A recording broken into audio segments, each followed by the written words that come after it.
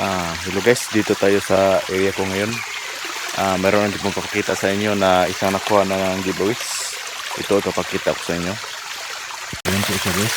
Ayun ang nakuha ng giveaways. At ito po ang kain niya. Ayan. Bago dyan, papunta dito sa taas. Ayan. Ang guhit na yan ay papunta doon. Yung sa kabila, yung isang may laman din doon. Yung tinatawag kong rock incluse sa unahan. 15 meters mula dito, makita ka rin sign doon. Ito po ang sinabi kong giveaways. Ayan. Ayan po siya. Yan lang ang nakikita natin sign dito. At sa gilid niya, putang is, ito po ang kuha. Malalim po yan. Hanggang baywang yan. Siguro, mayroong barita na kalagay dyan kasi may nakita sa akong alkitran dyan sa loob. So, napaka-swerte naman yung sa una. Kaya tinry ko ngayon, i-explore ko muna. Tapos dito sa taas, meron din dito isang guhit dyan. Isang guhit, ibig sabihin na hindi ka na pwedeng lumampas pa sa taas. Ibig sabihin sa baba lang yung deposito. Hanapin mo yung isang linya tuturo sa malaking load. Sa katabi yung linya nandun, yun ang giveaways. Ayun siya guys. Makinis yan. Sobrang kinis po yan. Kaya nakita ko ay talagang nakuha na yan. Siguro mga 2 taon na ang nakalipas.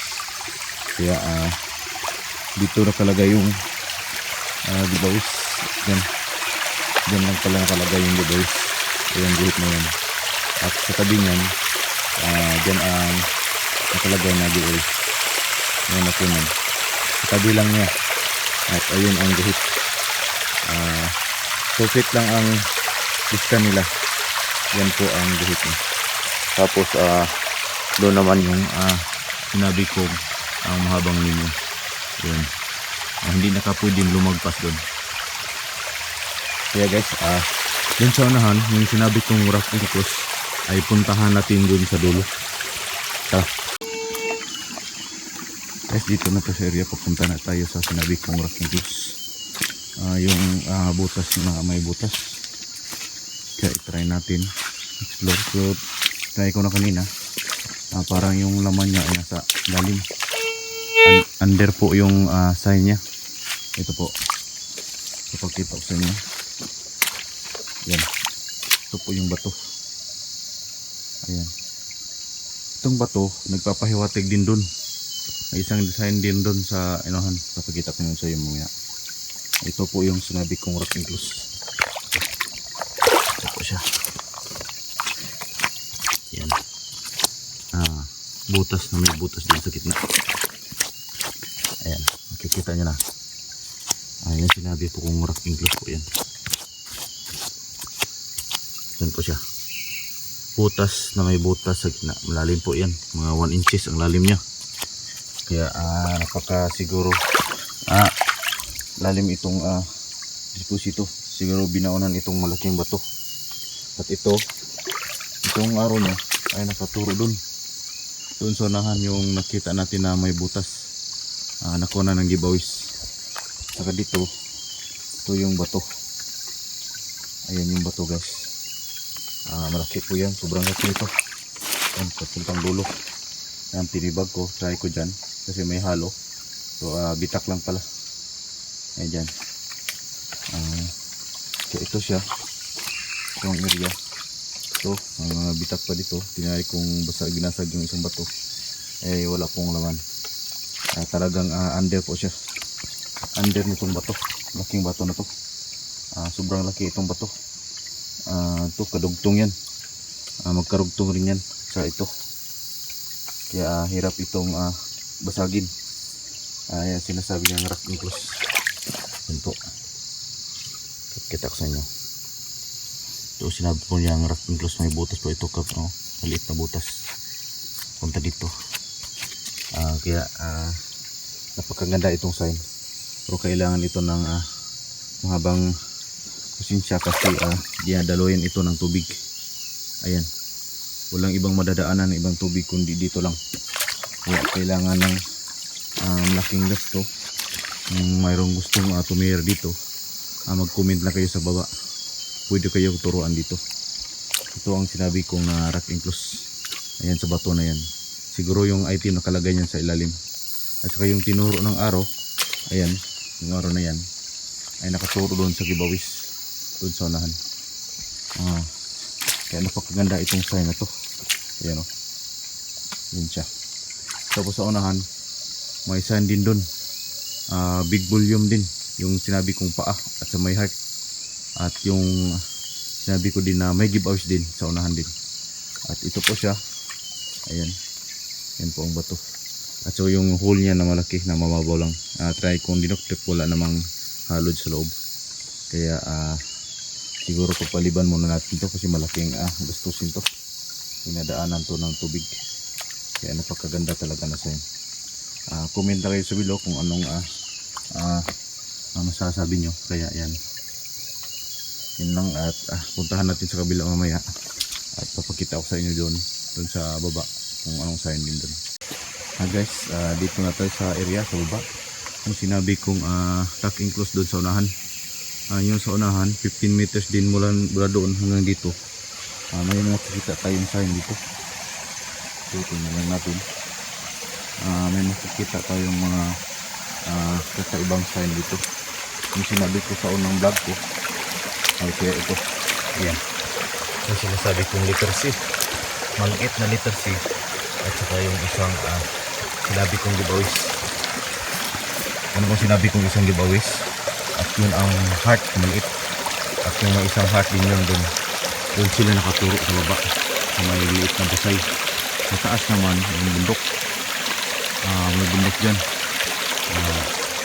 At ito rin yung parang paa. Parang paa rin guys, o parang 8, parang ng Buddha ata to. Ito. At ito yung hole. Lalim rin yan. May kalahating feet din yung lalim. At ito yung sinasabing bar po ang nakalagay dito. Barita. At ito po yung naging araw niya. Papunta dyan. Yan po. Nakapunta yung araw niya. Ayan po. Yan po ang kabuuhan na sign po. Parang inisa sa lahat para madaling makita. At yan po.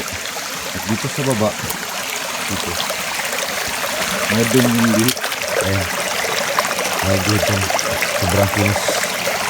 Ayan. Tapos dito hanggang dyan. At papunta sa dito. Ang butas naman na parang isang paa. Tapos nakaharap dyan. Kung siya nakaharap.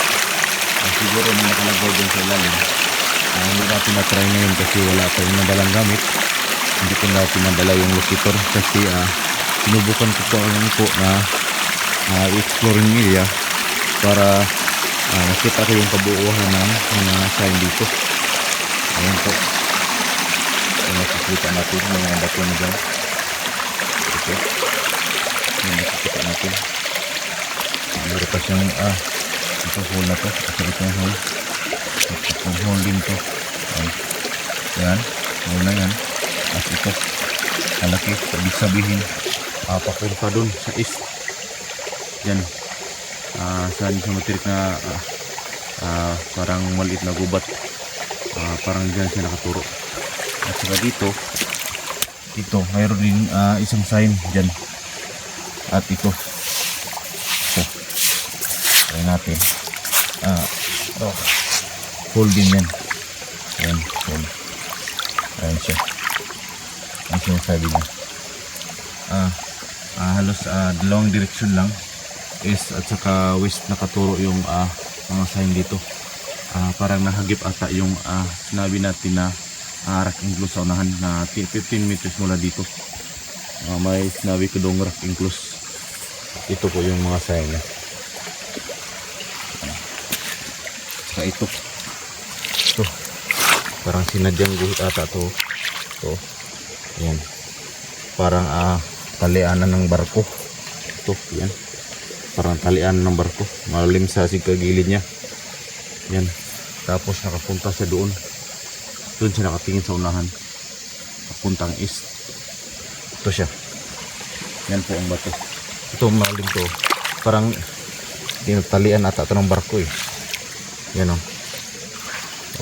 Gilid niya. Sobrang kinis po yan. Kaya nakapagpataka.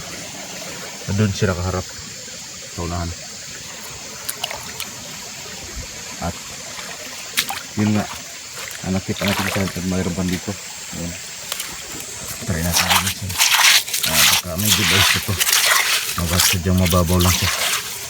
Parang sayang lang din to. Ayan. Ayan siya. May dat pa sa ilalim mo. Kaya yun lang guys, at salamat sa nanood ng video na to. Maraming salamat sa inyo, at lalo na sa Baybay. Shout out pala dyan ni Bakito ba yun? Yung nagpa-shout out sa akin. At sana huwag nyo kalimutan i-subscribe yung tao na yun, kasi lagi nakasubaybay sa akin. Pakito ba yung pangalan niya? Shout out po sa kanya. At sana mag-ingat ka lagi sa mga area mo. At yun lang, at marami pong salamat.